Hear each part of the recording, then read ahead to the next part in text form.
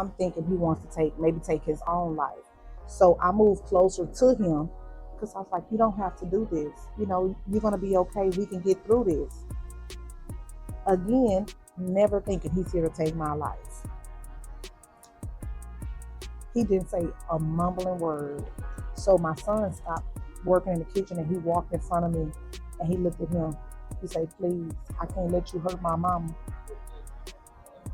The next thing he did was raise the gun, cock the gun. And when I heard him cock it, I took and I pushed my son so hard out the way.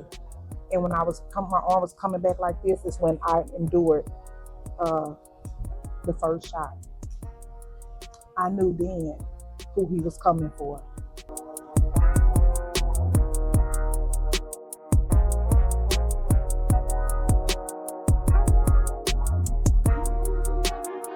So Roshunda is a mom first, a niece, a sister, a friend, and someone who has a heart for the people. Roshunda loves people, and I'm down to earth, and I don't meet strangers. And that's what I want people to know. I'm just a regular person, a person who loves God first, and want people to see that. Houston, Texas, born and raised here in Houston. I am a Houstonian. Can't tell by this country accent. Like a lot of people ask me, you from Mississippi or you from Alabama? I'm like, no, I'm from Texas.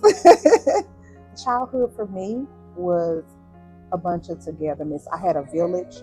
I'm very, very grateful. My grandmother was a person of church and education. Outside of that, there wasn't no other choice. You're going to go to church, you're going to praise the Lord all week. Not just one day, not just on Sunday, all week you're going to praise the Lord. And you're going to get your education. So that's what childhood was like for me, just growing up. And that's all I remember. But I'm also grateful for what she instilled in me. The average person looking at me today, what is it that they wouldn't understand? Roshunda wasn't always this strong. It was the trials and tribulations that made Roshunda this strong. I had to learn a lot. Life had to teach me a lot. So if they didn't know, this glory you see has a story attached to it. My first marriage, I was in my 20s. There were challenges. I do believe that I got married young that first time. I have 3 beautiful boys from that marriage, but there was a lot of pain in that marriage. That was the first time that I've ever experienced abuse, if I can say that. That was the first time I've ever experienced abuse. This strong Roshunda was weakened. This strong Roshunda was broken. Her self-esteem was broken. And I was lost and in that first marriage and trying to find my way. So I don't know, that was definitely something different for me. That was real heartache, heartbreak. And I think that's when the lessons got real for me. I did not understand love. I thought that if I love him more, that I could change him.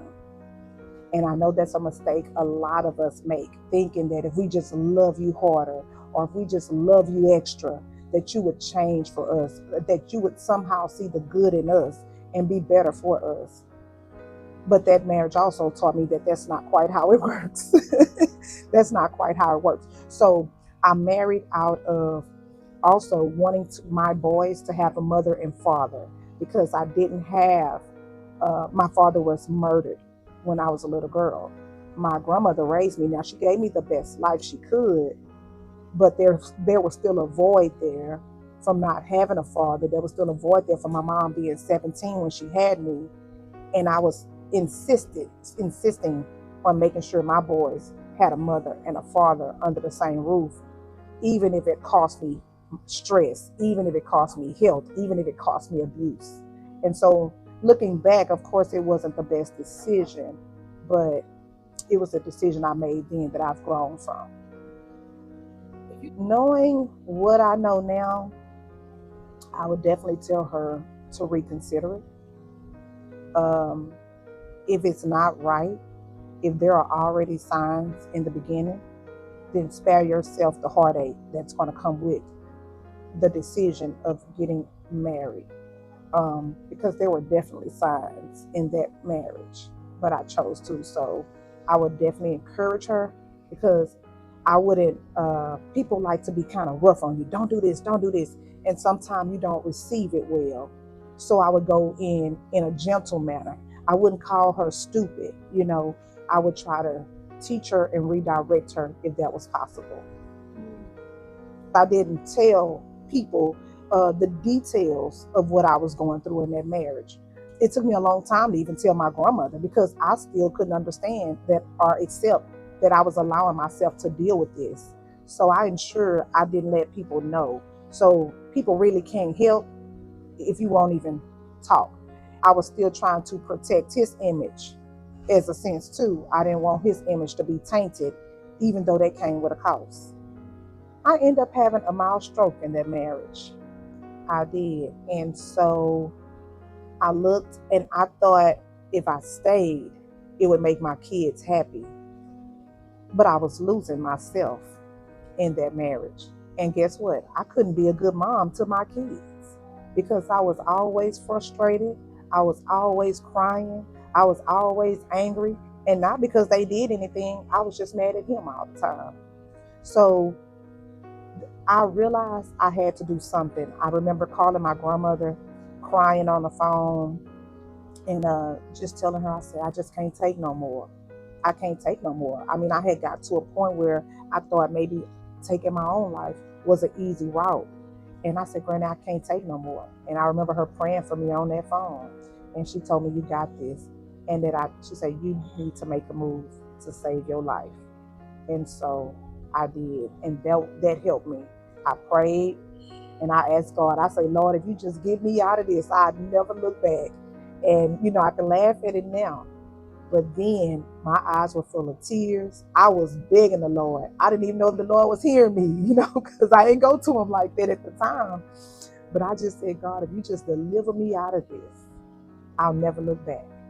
And when I got delivered, I never turned back. Never turned back. I'm a very transparent person. A lot of us make the mistake of we come out of one thing, and I didn't understand healing at that point. So I just thought, okay, I'm out of that. You know, Lord, thank you for sending me somebody else. But I didn't take the time to heal because I just didn't realize how broken I was. And so I felt like this man came along. He was charming. He was nice, you know, handsome, said all the right things. And baby, I thought I found my knight in shining on. So, you know, I began to cling to that because he was very different than the relationship I just gotten out of. He was someone, you know, he complimented me. He didn't call me ugly. He told me I was beautiful. I hadn't heard I was beautiful in years. You know, I felt ugly. My self-esteem was low. So now you meet someone who picks you up, who lifts you up and tell you how beautiful you are. You get connected to that. And sometimes getting connected to that make you overlook some things they have going on too, you know. And so this is one thing I encourage people: just be mindful. Just be mindful, because the devil knows too what you like and what you want. You know, just like God knows. And oftentimes the counterfeit will show up first. So, um, but I did. It was about 6 months time frame when I met him. Now we were friends. We met at work, and we didn't necessarily get into a relationship, but we did meet within 6 months.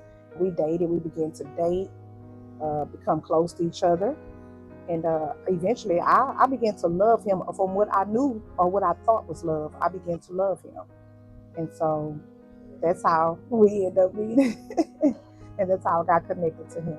I want to help others. You know, that's what this is about, helping others. And sometimes people don't like to be fully transparent. Maybe I thought I was in love. And I'm not going to say thought. Then I knew I was in love. Could nobody tell me anything differently? And I began to overlook some of the things he would do, like catching him in little lies. But again, I still had the mentality of, I think I can love everybody. And if I love them, it'll help them change. So I began to overlook the little lies he would tell. And then those little lies became bigger lies. And most people say, well, that was a red flag. We hear that term red flag, but you have to be strong. I wasn't still in the strongest of places. So that red flag, baby, I took that and made that a red carpet. I walked all over that. so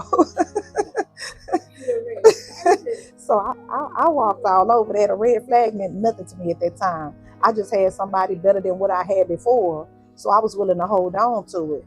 What I began to realize is like, he loved women. And so anybody that love women and anybody love attention in women that much, guess what? The attention you give ain't never gonna be enough. They're gonna go seek the attention, they're gonna enjoy the attention, and they're always open. And the cheating begins. Oh, this was just my friend, or I'm going to work on this person's car, but they calling after hours. It was just it just be the little white lies, or lying about paying a bill, or oh, I paid this bill, but then you get a letter, a disconnect notice or something like that. I'm like, well, I thought you paid it. Oh, I meant to say, what did you mean to say? You either paid the bill or you didn't pay the bill. So it was those kind of things as well. But our biggest issue was the infidelity. Again, he loved the women. I caught him early on, before we even got married, cheating. But of course, here I go again, thinking I'm the knight in shining armor, saying, well, it'll be different for me. Because we always think it'll be different for us because we think they love us a little bit more, but it wasn't different. The lying about the women kept coming, and it became an issue throughout our marriage. Well, and I married him, so that's where I take accountability as well. And in both of them, at some point, I take some accountability because I did have a choice. I just chose to stay. I do believe he slowed down, and he became a little more slicker, if that's what I can use that, slicker at what he was doing. So it wasn't necessarily so much out in the open. It went from, okay, maybe they called the phone, to no more phone calls, and then went to emails. so now what he would do is go in the restroom and sit there, oh, I'm just checking my emails. Yeah, I bet you are. Because y'all emailing. I had a tough mom. So my grandmother was someone who would be like, oh, baby, pray about it and it's going to be all right. But my mom was a straight shooter. And I wrote that in my book. Baby, what you going to do about it? You going to stay there? Because if you're going to stay there, what you keep calling crying for? Or you going to get out? When she say, when you get tired of eating, you know what? You'll get up from the table. And I thought I was so mad at my mama that day. But she was right. If I'm going to stay and deal with it, I was putting people in my business, crying out to people, and it didn't do anything but make them look at me a certain way. So, and that's sad though. A lot of us, we don't know how to really handle that. I didn't know how to handle that. And it did, because people were like, well, what you going to do about it? Every question came back to that. What are you going to do about it? And I really didn't know what I was going to do about it because I was torn. I loved him, and I didn't want to let him go. So I stopped complaining about it and I dealt with it. Worst thing to do. But I did it. I did have friends before I got married to him, but they didn't really know what was going on. So when they would call me, like maybe to hang out or do stuff, I was no longer doing it. Not because I didn't want to, but because I didn't want to go home and have to fight all night. With that marriage, I had pretty much lost the friendships that I possibly had. This new marriage, I didn't have a lot of friends. I only had family. I had my sister. I was able to confide in my sister because you want to have someone close. And, my mom and my granny at the time. But I didn't really go past that. The thing about the marriage, being married to him, after years of enduring the lying and the cheating, I was going through the process, I was getting there mentally and physically of the tiredness. So what I did, I began to bury myself in like bingo. So somebody introduced me to bingo, and that became my escape. It was my escape from all of the issues around the house. I didn't want to cheat back, so I needed to find something to put my time into, right? And so bingo became that for me. Well, bingo became an issue in our marriage as well. He said I was spending too much time at bingo. And I was still, like, I didn't care. He probably did have a point, because what we don't realize in marriage, you give somebody grace, and you want them to change, but you give them grace. But I didn't care. All I knew was you was cheating, and I'm gonna find me something to do. I was going to bingo every day, twice a day, and if you let me go 3 times a day, I would go 3 times a day. But it was not so much to go play and win, but to surround myself with people, and that became an extended family to me, right?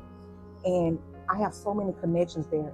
And so when I was empty and depleted, they didn't know, but I went there and I was full when I left, because those hugs they would give and the excitement they would give when they saw me or when I saw them was pouring something into me that I was empty of from my marriage. And so I was just tired of him. But I had remember telling him, like, hey, I don't think I can do this no more. He seemed like he was okay with it or whatever, but I don't think that he really was. One of my friends from bingo was having a party. She invited me to her birthday dinner that evening. He didn't want me to go. He said, well, I don't think you should go. If you go, when you come back, I'm going to be gone. I'm going to pack my stuff up and I'm going to be gone. And I said, I was at my tired place. I didn't argue back. I picked my keys up, I picked my purse up, and I walked out that door. And part of me knew that he was going to be gone when I came back. And when I came back, he was gone. He had packed his things up. He had left. I remember laying across the bed. I was broken, but I wasn't going to call him because I was tired. So I was broken. I remember crying and, just being hurt about it. But I knew that probably was the best thing for both of us at the time. You know what I'm saying? And so maybe about a week or so went by. He began to call, want to work things out. I miss you. I want my marriage. And I said, no. Somebody who was against marriage counseling wanted marriage counseling. Well, let's do marriage counseling. I think you should do the counseling first, before we go to marriage counseling, which we tried it before. He just didn't like it. And so I said, no. So I thought that would make him stop, but he began to text me every morning like he did when we first met. He began to send me love songs like he did when we first met. He started calling me more, checking on me. And a part of my heart really wanted to say, man, he changed. Maybe I should just go back and work it out. But another part of my heart said, don't do it. And I battled with that because of his illness. He was on dialysis. They had recently found cancer on his kidney. And that sympathy part of me wants to go back and make sure I'm there for him through all of this, no matter what it may cost me. But then I thought about my first marriage, and I said, no, Roshunda, you can't do that. So even with him being nice, even with me feeling like this time maybe he would have changed, I did not go back. And I remember the day it happened. The morning it happened, I had got up. I do gift baskets, so it was around Mother's Day. I was trying to fill my Mother's Day orders and things like that. I went with a friend to help clean Airbnb, and he had texted me good morning that morning with a whole emoji sun, and then he called me the middle of that day, just to check on me, like, hey, what you doing? How you doing? I said, I'm doing fine, just running some errands. I didn't really go into details of what I was doing. And I said, how are you? He's like, I'm at dialysis. I said, well, okay, well, I'll call you back later. This is the day that it happened. And I remember just saying, I'll call you back later. He said, okay. Nothing in his voice screamed, be on alert, be on alert. Nothing from the time he texted me that morning to the time I spoke with him that afternoon. Nothing felt different.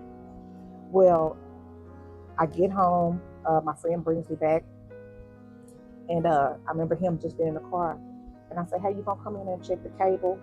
And he's like, yeah, I'll get your cable fixed for you. I remember walking in the house, and he calls me on the phone from the car. My friend does. He say, hey, it looks like it's a man walking towards your driveway. And I was like, I'm not thinking it's him because I knew he was at dialysis. So I'm like, oh, okay.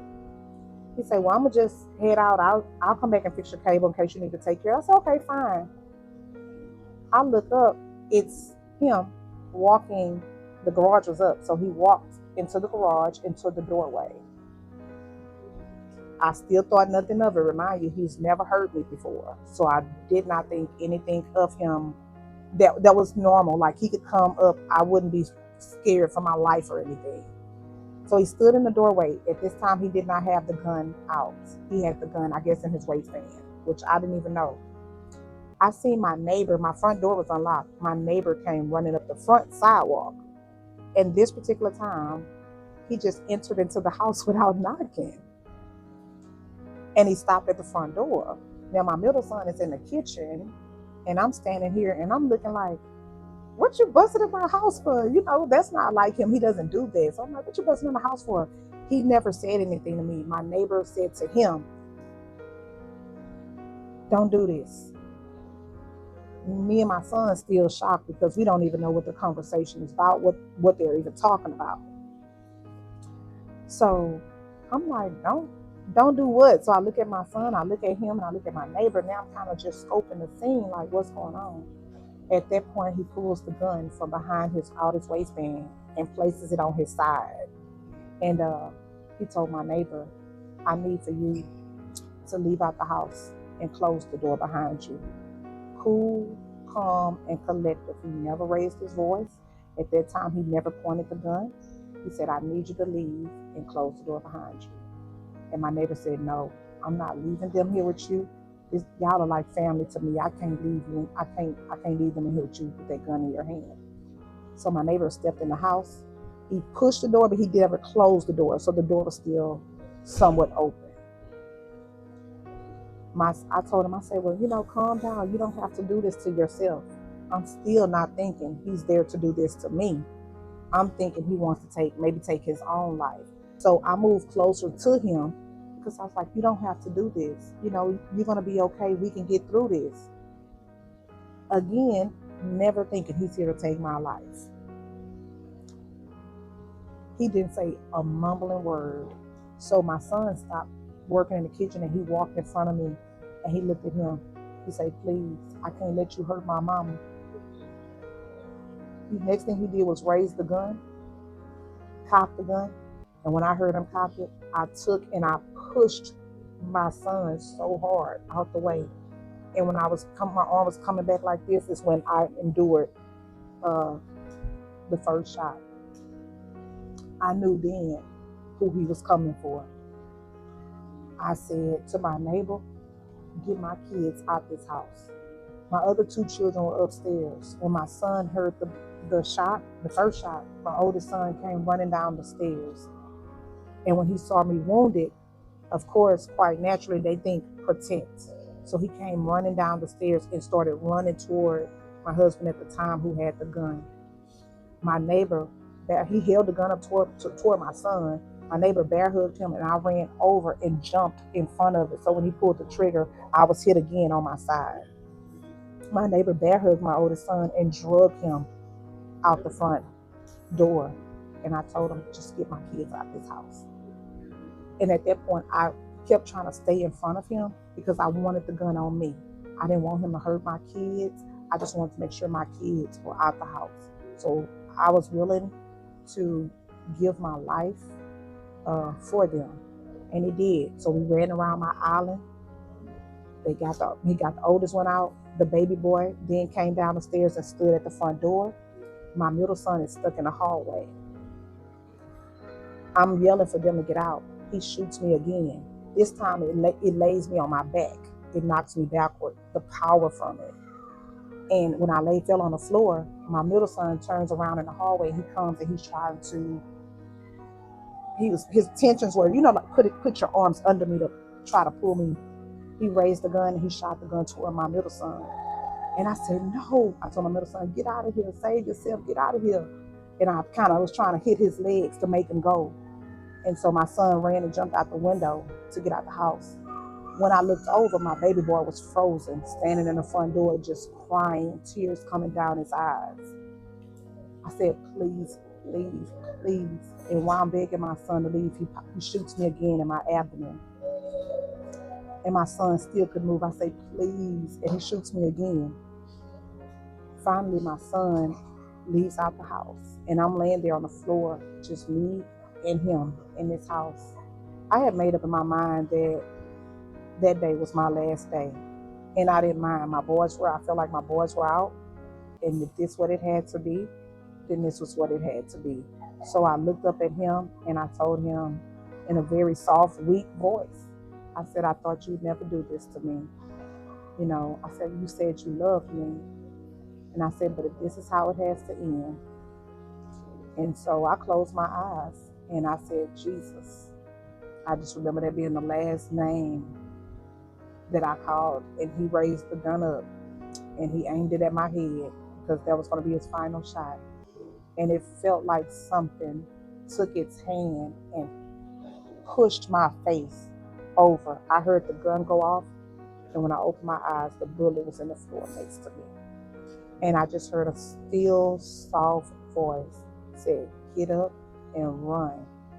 And I'm processing, but things it's going so fast, yet so slow. I saw the bleach bottle on the floor by the island.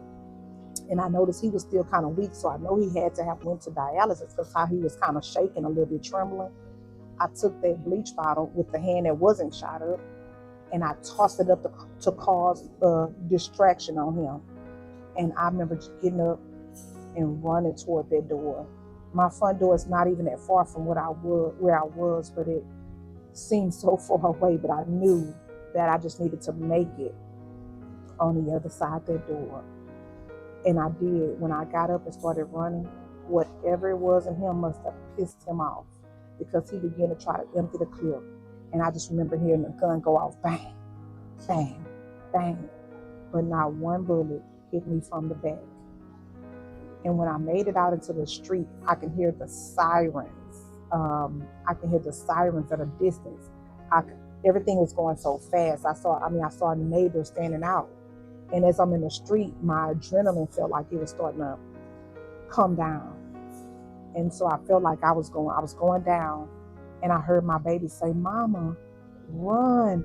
He's still coming. That man had been went out the garage door the way he came in, stood in the yard in front of the neighbors, saw me in the street, and began shooting again at me. He had an assignment. He wanted me gone that day, and he was not going to stop until he succeeded. And my neighbor once more, and I give him the world's credit. Like, I thank God for him every day. He's like, we got to get you around here to hide. So he helped me get around. I went near his sister's place. And at that point, they say, my husband at the time just casually walked away, got in the vehicle, and drove off. And they put me in a car and drove me to a hospital. And from that hospital, I was taken by life flight to a trauma hospital. And I just remember the detective coming to, once I was there and out of, and I guess able to talk, the detective came there and was informing me that they had found him at that time at an undisclosed location, and he attempted to take his life. He did not shoot himself. He had a dialysis port in his neck, and he pulled that port out, which caused him to lose, I'm assuming, oxygen, like to his brain and things like that, which resulted in like a cardiac incident. Well, when he did that, he did not pass. They resuscitated him. I was told, like en route, and up on arrival at some point between there, he had another cardiac incident, and that led them to put him on life support. Well, here's the thing: I'm married to him, and I'm still here. So guess who has to go and sign the paperwork? And now I say God has a funny way of doing things, because I have to go make a decision on somebody's life who tried to rob me of mine. But the God I serve, once I was released from the hospital, I did go over. I was taken over to where he was, and I asked the doctors, was there anything they could do to save his life? Um, and they were informed me that no, even if they were to take him off of life support, if he survived, he would be a vegetable. And plus, he was in custody anyway, of course, for the crime that was done.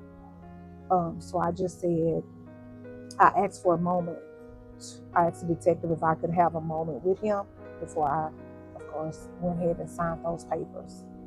And we were granted a chance to say, I was granted a chance to speak to him. And what I did was I went in there and I prayed for him.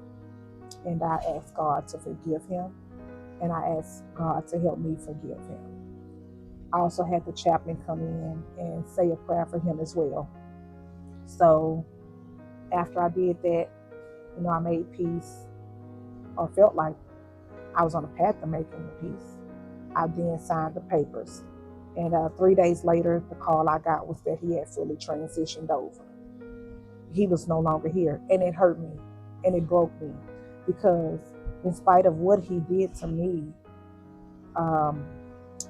we're human, right? And I still wish to this very day that we would have gotten a divorce and he moved on to the people he was still dealing with, instead of trying to try to rob me of my life and then ultimately take yours. I always say, I just wish things could have been done and handled differently.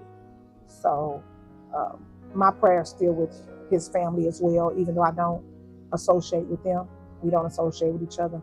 My prayers are still with his family, because nobody won in that situation. My boy's life has been forever altered. Their lives have been forever altered. So nobody won in that situation. My prayers are for everybody. My prayers are for my neighbor. My prayers are for him, because that's life changing for them, and especially my neighbor. He had to see this. He never comes to my house like that. Never, never. And I just still thank God that even his life was spared, that he wasn't hurt. I pray daily for everyone that had some kind of, involvement, because those are memories. You try to live with them, you try to get past them, but it can affect you mentally. So I pray for everyone just involved in that situation. My testimony is dope, but I have some dope people that God blessed me with to help, get through this thing. My abdomen, my arm, my leg, I was shot 5 times. And I tell people, I've never in my life experienced anything like that. I don't want to go through it no more. But I got to really witness your body being in fight or flight mode. Your body operates differently when you're in fight or flight mode. And when your adrenaline is running like it's running, all I could think about mainly was first getting my boys to safety. I had already made up my mind that if I had to go that day, I was okay with it. Like, I was riddled with bullets, but I wasn't in pain at that moment. I didn't feel anything. And maybe that's a part of my adrenaline being up, but I didn't feel pain originally at all, even being shot those many times. So my adrenaline had me moving like I wasn't shot at all, trying to get out that door.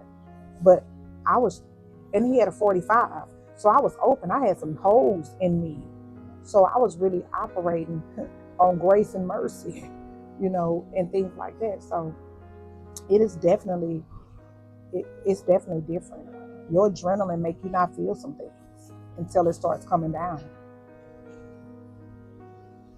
My family had made it to the scene. They still had my kids at the scene because they had to be, of course, questioned because they were there. Um, so what my sister told me is like a lot of, they were at the scene. They were seeing me when I got released from the hospital. That was the first time that they had seen me. But when I was able to talk, the first thing I wanted to do, I asked the nurse, I need a phone because I want to talk to my kids. And I wanted my kids to know I made it. Well, they didn't put eyes on me, but I wanted them to hear my voice and know that I made it. That's what I wanted to do. And that's what I did. That's what I did. They cried. They cried. And they were, of course, hurt to have to witness their mom almost being robbed of her life. In fact, my baby boy, I asked him when he was standing I said, why were you standing in the door when I was telling you to leave? Why didn't you just run? He said, Mama, I just want to see you one last time alive because I know when I left out that house that you were going to die. And that hurt me and broke me more than any bullet he could have let out the barrel of that gun. I think about my baby boy. That's an image he'll never be able to get out of his mind. And he said, Mom, I just froze. But I thank God that I'm still here. I thank God that he spared my life to be here for my boys again. I'm thankful for the second chance. I'm thankful for the voice. And though I wouldn't have chose my life path to go through anything like that, I'm still thankful that I did because now I am a vessel to help others. It's a lot of women and men who have been taken by the violence of their partner, and they don't have the opportunity to sit here in front of you and tell you their testimony. They don't have the opportunity to spend time with their children. And so I know that my life was spared, to be the voice for those who are now silenced. So what I learned from this situation, I was with this man 10 years. He never called me out my name. He never put his hand on me. But look what he did. Just because someone hasn't done it, don't mean they can't do it and that they're not capable of doing it. You have to be mindful when someone may feel like they're losing everything or feel like they're losing something they love dearly. You don't know what extent they'll go to keep that very thing. And I just encourage them to still keep your eyes open. Keep your eyes open. Don't be complacent. Pay attention to the signs. And those signs look different for everybody. I didn't think that lying and cheating would lead to him taking my life or attempting to take my life. So just know that domestic violence doesn't look the same for everyone. It doesn't look the same. I said, man, I never thought the person who said they loved me, the person who vowed to protect me, would be the person I needed protection from. I thought he loved me. He told me he loved me. I just couldn't wrap around my mind that you love me that much. My heart was broken. My heart was shattered, and you deal with things when people are on the outside looking in.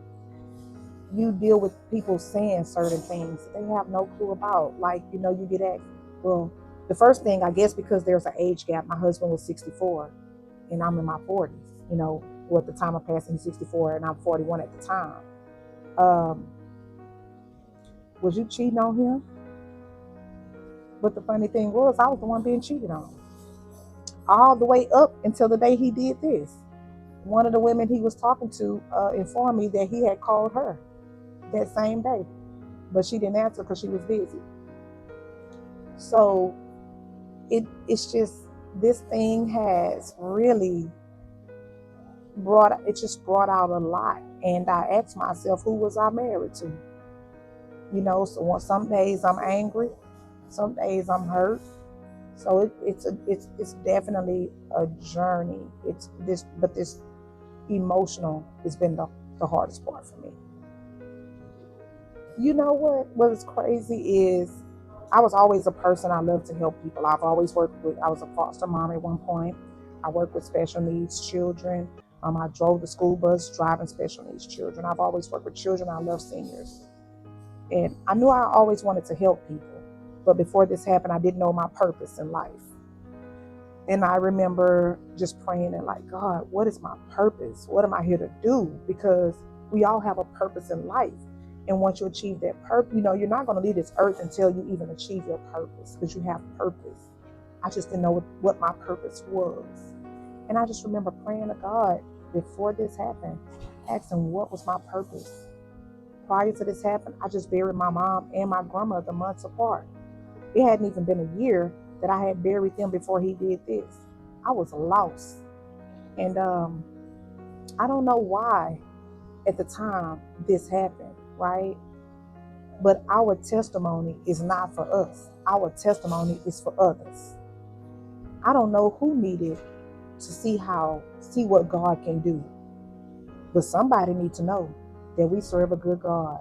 Somebody needs to know that even in the midst of your situation, God is still faithful. Even when you don't understand it, God is still faithful. I don't know. I was wounded, but I ain't broken. I was wounded, right? And I still trust God. And everybody always talk about Job. Yeah, Job was robbed of everything. Everything was taken from him. But Job trusts God. That's why Job was given double for. Job trusts God. And we missed that point. I don't know why this happened, but it did birth my purpose.